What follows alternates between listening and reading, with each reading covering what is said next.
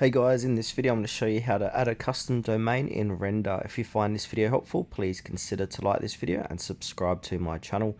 In saying that, let's just jump straight into the video. Okay, so what we need to do is head on over to random.com and go to your dashboard and sign into your account.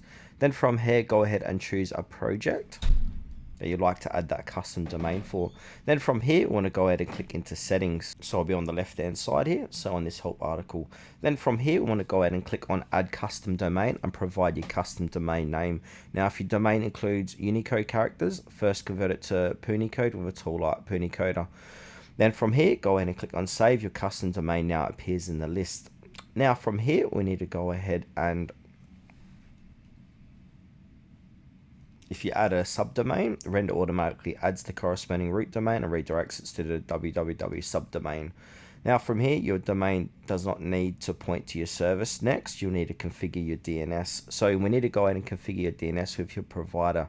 So from here, remove any AAAA records from your domain while configuring DNS.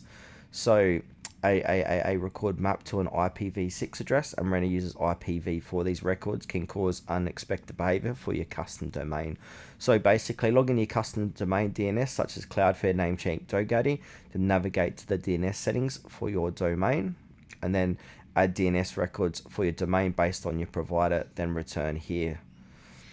Then we need to go ahead and verify your domain. So return to your service's custom domain settings in the Render dashboard, and then click verify button next to your custom domain. If verifications, your DNS settings might not have propagated yet, so this can take for a few minutes up to a day, and try again. Now, if verification succeeds, Render issues a TLS certificate for your domain and updates the verification status. It's going to look something like this. It's going to say verified and certificate issued.